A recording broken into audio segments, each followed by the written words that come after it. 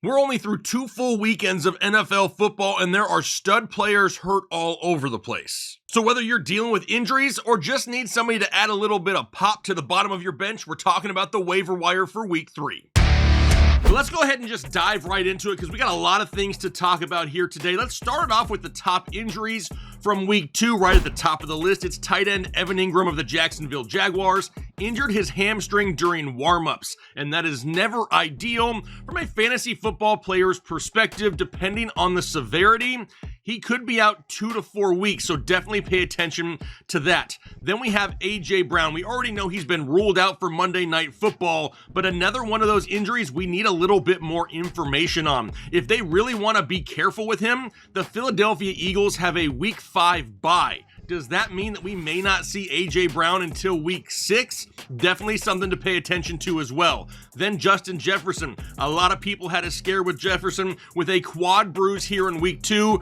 but he should be able to make it back on the field this week. Doesn't sound like it's anything too serious. Isaiah Pacheco, that's a different story. This one is definitely serious. A fibula fracture. He could be out the next 6 to 12 weeks. So if you got him, hopefully you have an IR spot to put him on, and we'll talk about some potential replacements here in a minute. Then Cooper Kupp. He went down with an ankle injury. Luckily, the opposite ankle that he dealt with injuries just a couple years ago, but now he could be looking at 2 to 6 weeks with missed time. That blows, especially with no Puka Nacua either. Then Tua, another concussion, another scary sight for Tua. Really no idea what to expect from him and the Dolphins at this point. They did just bring in Tyler Huntley, so something to really kind of pay attention to. I wouldn't be surprised if Tua misses the next 4+ weeks though. And then lastly, people were worried about Joe Mixon. He had a hip drop tackle there on Sunday Night Football. A lot of people pissed off. It looked a lot worse on film than maybe it was because he was able to come back into the game afterwards, but do not be surprised if he misses some time here this week during practice as they kind of let him rest and recover and heal up and be good to go as we move forward. But after that, there were also a few things that we learned in week 2 that we need to go over, like the New Orleans Saints. Are they actually really a good football team? Because now they're 2-0. They've scored at least 44 points in back-to-back games and have yet to allow an opponent to score at least 20 points. We see the deep ball going to Shaheed. We see Alvin Kamara doing Alvin Kamara type things. We're starting to see a little bit more Chris Olave. Overall, this offense, this team looks really well. They took it to the Dallas Cowboys. Can they keep the momentum going? How about the duo of Marvin Harrison Jr. and Kyler Murray? Is this stack now elite in fantasy football? Because there were so many social media accounts after 1 week saying, you know what? Marvin Harrison's going to be a bust. He just can't separate. He's not going to be what we all thought he was going to be. I haven't heard anything from those people in like 24 hours. Kyler Murray looks great. Marvin Harrison Jr. was basically pulling away from everyone at will. We've seen Kyler explode in fantasy football before when he had a true number 1 wide receiver in DeAndre Hopkins. The same thing could happen once again with Marvin Harrison Jr. Now, can we go out there and expect a huge day like that every week? No, probably not, but we're definitely going to start seeing it more often as the season goes on. What about Tank Dell? How overhyped was he this offseason by so many people? In the game in week 2, he had 1 catch for -3 yards. It's Nico Collins, it's Stephon Diggs, it's Joe Mixon, and then after that, it's scraps for everyone else. Now, don't get me wrong. I love the talent of Tank Dell, and people are going to come back and say, yeah, but he just barely missed that 50-yard bomb down the field. Yeah, why did he miss it? If he was like 3 inches taller, maybe he catches it. I know a lot of people want him to be a thing weekly, but in this offense, it's just not gonna happen. What about in Detroit though? A lot of people were panicked about Amon-Ra St. Brown after 1 week. Well, now we found out that both him and Jameson Williams can coexist. They combined for 30 targets between the two of them in just week 2. And in case you were worried about Amon-Ra St. Brown, he had 19 of them, so people can calm down thinking that his season was absolutely toast after 1 game. He's still going to see the volume. And then lastly, I'm glad to see good Geno Smith back here in 2024. What really made Geno good back in 2022 was the fact that he was so efficient and he was completing almost 70% of his passes. Then last year happened, the dude struggled to complete maybe 64% of his passes, but now in 2024, he's utilizing the likes of JSN a little bit more. We got DK Metcalf getting a target share. Tyler Lockett, kind of hit and miss, but that's somewhat normal. But what's most important, Geno Smith is currently completing 74% of his passes. So if anything, that really tells me that we're in line for a much improved season for the likes of DK Metcalf and Jackson Smith-Njigba. So if you have them on your roster, don't think about moving them here just yet. I'm holding on to them for the long haul. Which will basically take us into the waiver wire section now, and let's look at a few quarterbacks that are going to be available for a large chunk of you. Now, a lot of people every week comment, I don't know where these ownership percentages are coming from. That's not what it shows in my league.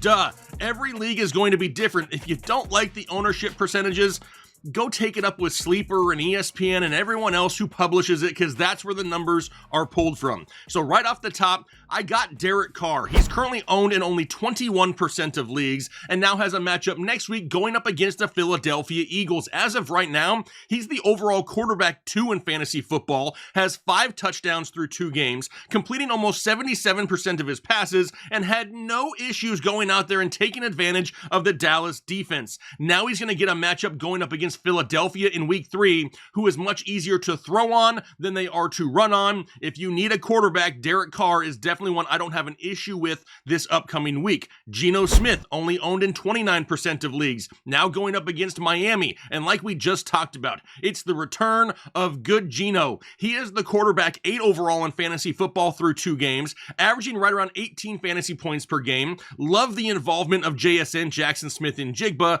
but here's a little bonus, a little cherry on top. He's had at least 4 rushing attempts now in back-to-back games as well. That helps boost up the floor. We love to see that. And then lastly, it's the guard dog, Gardner Minshew of the Las Vegas Raiders, only owned in 11% of leagues, but the dude plays Carolina in week 3. You're going to notice a trend in this show all season long. Whoever the opposing quarterback is going up against Carolina, they're going to be in the waiver wire show unless it's one of the studs that we know is not available. Now, Minshew hasn't really killed it this season so far, but like I said, this one is all about matchups, and we just saw Quentin Johnston and Justin Herbert put up some decent numbers against this Carolina defense. We know that he has Devontae Adams and Brock Bowers. That is more than enough to keep his floor pretty safe, and in a great matchup, he is a waiver wire streaming option in week 3. Which will then take us over to running backs. The first one up is Carson Steele, running back of the Kansas City Chiefs, currently owned in only 4% of leagues, and is going up against Atlanta this week, which is not an easy matchup whatsoever, but he was the preseason darling in Kansas City. He's a hard runner, just like Isaiah Pacheco. He's a goal line threat, but it's really impossible to know what the split is going to be between him and the next guy up on the list, Samaje Perine. He's only owned in 8% of leagues as well, but only has 2 touches in 2 games with Kansas City, and both of them are receptions. So you have to expect that Carson Steele is going to be the guy that gets extended volume on the ground in the early downs with the Isaiah Pacheco injury. So if it's me, if I'm adding someone, right now, it's Carson Steele, and we're just going to keep our fingers crossed that he's the guy that gets the volume. Then we go down to Bucky Irving, who shows that he's owned in 42% of fantasy football leagues with a matchup this week going up against Denver. Now, while last week Rachaad White struggled going up against a super tough Detroit run defense, he's also dealing with a groin injury. Now, we've been talking up Bucky Irving for a long time. For weeks now, it seems like, even if you're a member, last week we posted a graphic that said, hey, you may want to keep an extra close eye on Bucky Irving if you have a roster spot.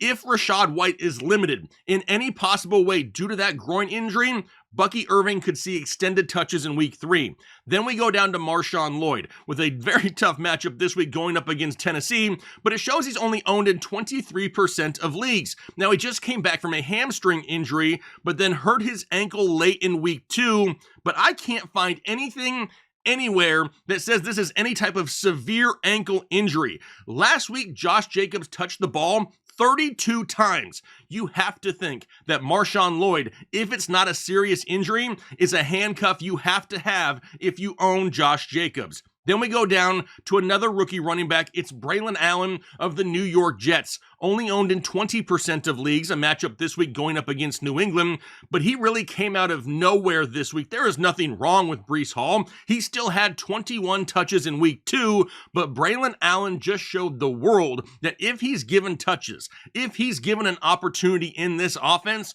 big things can happen. He really needs to be viewed as one of the top handcuffs in fantasy football. If you got Breece Hall, you better have Braylon Allen. If you don't have Breece Hall, but you have some nobody on the bottom of your roster that maybe you can just take a flyer on somebody, that's Braylon Allen. Is he somebody that I want to start in week 3? No, absolutely not, until we see him get more consistent volume. But then that takes us to Rico Dowdle of the Dallas Cowboys, owned in 50% of leagues, now a matchup going up against Baltimore and Dallas. Fell behind early and really needed to rely a little bit more on the explosive type back in Rico Dowdle than the grinder in Zeke Elliott. Dowdle played well, but I wouldn't be surprised if he earned more touches going forward. This Dallas team, we really don't know what we have yet. They really haven't played with any consistency in the first couple weeks of the game. If they get desperate, I can see them turning to the more explosive running back a little bit more in Rico Dowdle, so he's somebody that probably needs to be owned on the bottom of your bench. And then lastly, it's Antonio Gibson of the New England Patriots, only owned in 26% of leagues, a matchup this week going up against the Jets. He just had 11 carries for 96 yards while really not harming the volume of Ramondre Stevenson. This team needs that playmaking ability, and New England is going to find ways to get the ball more to Antonio Gibson. It's going to happen. He's a great handcuff for Ramondre Stevenson, and he could turn into a decent flex option as the season progresses. But that'll take us on to ball catchers, where you know what? I'm keeping these two names on the top of the list till they're damn near owned everywhere, because I've been talking about them more than anyone else probably in 2024. The first one, Rashid Shaheed. His ownership percentage shows up to 57%. Now he's going up against Philadelphia. He has 169 yards receiving and 2 touchdowns through 2 games. He's doing exactly as it was expected of him to start the season. And like I said, I'm probably going to leave him here till he's 100% owned. A lot of people think that he could be that top big threat in New Orleans and not have it be Chris Olave. Then Khalil Shakir. Now he's owned in 68% of leagues, so he is climbing in a matchup going up against Jacksonville. He just led the team in targets last week. Keon Coleman and Curtis Samuel are not being looked at in this offense. I mean, Shakir probably would have had a bigger week 2 if Buffalo wasn't up by such a large amount where they really didn't have to throw the ball very much, whether you like it or not. Khalil Shakir is the #1 wide receiver in Buffalo. Then we go down to Jalen Tolbert of the Dallas Cowboys, only owned in 6% of leagues, now going up against Baltimore. Really saw him adopt a larger role in this offense this week with no Jake Ferguson. He had 9 targets, 6 catches, and 82 yards. And I don't know about you, but I really don't see Dallas going run heavy at any time soon here this season, especially in a matchup this week going up against Baltimore. Then we have Quentin Johnson of the Los Angeles Chargers, only owned in 16% of leagues, now going up against Pittsburgh. Was what we saw from Quentin Johnston getting 2 touchdowns last week, was that due to just the matchup going up against Carolina? Potentially. But this offense here in Los Angeles is really trying to find out who is their #1 pass catching option. And a lot of times in the NFL, all it takes is one big game to really boost potential future opportunities. A game like getting 2 touchdowns. So we could see Quentin Johnston getting some more targets here in the near future. Then we go down to Jalen Naylor, another guy that was mentioned to our members prior to the games this week as a name that you should stash as a late round lottery ticket. Now, hopefully you're a member. If you're not a member, consider becoming one by hitting the join button right underneath the video. You're going to get access to Discord. You're going to get flex rankings, kicker rankings, defense rankings, a members only live stream, and so much more. So really consider hitting that join button if you haven't already. But then we saw Jalen Naylor go out there and be second on the team in receiving. And now we know that Justin Jefferson is a little bit banged up, probably not going to miss some time, but the targets are going to be there for Jalen Naylor. Then we go down to Jerry Jeudy, who's owned in 60% of leagues with a matchup going up against the Giants. And if I'm being completely honest, this one right here is all about volume, even though a lot of it isn't catchable. He's averaging 7 targets a game though, so if you're struggling with injuries at the wide receiver position, at least he's a wideout that you know is going to see some looks each and every week. Then we go down to a couple guys in LA. We know we just lost Cooper Kupp, so we got Tutu Atwell and Demarcus Robinson. Now, Tutu Atwell only owned in 2% of leagues, probably widely available for a lot of people. A matchup this week going up against San Francisco. And with Puka out, Kupp injured, a bad offensive line, and a defense that doesn't look anything like it used to be, we're going to be trying to find an injury fill-in here in LA, and it's going to have to be quick. Someone's going to have to catch the ball. We've seen Tutu Atwell step up at times like this in the past due to injuries on his team. Maybe he can do it again, kind of a wild card play, not an absolute must-grab and must-start type guy. The more safer option in this offense is still Demarcus Robinson. He's owned in 56% of leagues. He led the team in receiving just last week, and like I said, even though his ceiling is going to be all over the place, he does possess, quote-unquote, the safest floor of the remaining wide receivers there for the Los Angeles Rams. Which means now we got to go to tight ends, the football kind, and right at the top of the list is one of the tight ends that I had in this show just last week, so hopefully you grabbed him. And then I see the ownership percentage is only 10%, and I realize not a lot of people grabbed him, but he was a top 5 tight end in week 2, and he is going to remain one of the top pass catching options in Cincinnati. Jamar Chase is pissed off. He's losing his cool. T. Higgins is still hurt. Mike Gesicki looks like the best option all over the field for Cincinnati. But then we also have Hunter Henry, who really became the safety blanket for Geno Smith in week 2. He's only owned in 22% of leagues. It's not really an offense that scores a lot of points though, so we are going to be really reliant on volume when it comes to Hunter Henry, but he is seeing the target, so that's not a bad thing. Then we go down to Colby Parkinson. He's 59% owned, and now with Cooper Kupp going out as well, you have to expect he's going to see more targets. Is he going to be up there with the likes of a Mike Gesicki or a Hunter Henry? Probably not, but if he can go out there and get 6 targets a week while these injuries are there, he could be a decent fill-in if need be. It's just a low ceiling. And then we have Jonnu Smith, who's only owned in 8% of leagues, but now going up against Seattle, who was just torched by Hunter Henry last week. And really, Jonnu Smith could be that check-down option in Miami until the return of Tua, or there's a change at the quarterback position. Skylar Thompson is not going to be a guy that pushes the ball down the field consistently. They manufacture touches for Jonnu Smith in Miami, whether it's out of the backfield, putting him in motion, lining him up in the slot. He's all over the place, and he is definitely a guy that has some sneaky upside, because if you can get the ball in his hands, he has the athletic ability to turn a small play into a big play if you're looking for a tight end. But like always, I know there's a few of you out there that want to stream defenses. The ones we're looking at here this week, Tennessee, they're only 5% owned. They're going up against Green Bay. They are great against the run in Tennessee, and we know that Green Bay is below average in the passing game with Malik Willis. Then we have the Las Vegas Raiders, only owned in 7% of leagues. And why do we have them on the list? They're playing the worst offense in the NFL, the Carolina Panthers, and they're at home in Las Vegas. Then we have the Seattle Seahawks at home against Miami. And no Tua in this offense means the offense in Miami becomes a lot more one-dimensional. Could they give up a decent game to the likes of Devon Achane? Maybe. Is it going to make them an overall bad start in fantasy because of it? Probably not. Because you got to expect the odds of a turnover, a pick 6 in this game are going to be a lot higher than usual. But a lot of people asked last week, hey, what happened to the players to drop section? I said, hey, it would be in this week's show. We got to give players more than one game to really just give up on them. So here are 5 players that I am okay with dropping as of right now after 2 weeks. It's Curtis Samuel up first. He's still owned in 56% of leagues. 18 yards in 2 games, and they're not doing anything creative to get him the ball. Plus, not to mention, he's already banged up, and there are other weapons in this offense that are being underutilized. He's a cut candidate. Then Josh Palmer, and this one breaks my heart. Also owned in 56% of leagues, but for all the chemistry that he brought into this season with Justin Herbert, it's turned into only 4 catches for 34 yards through 2 games, and they're just not throwing the ball a ton in LA.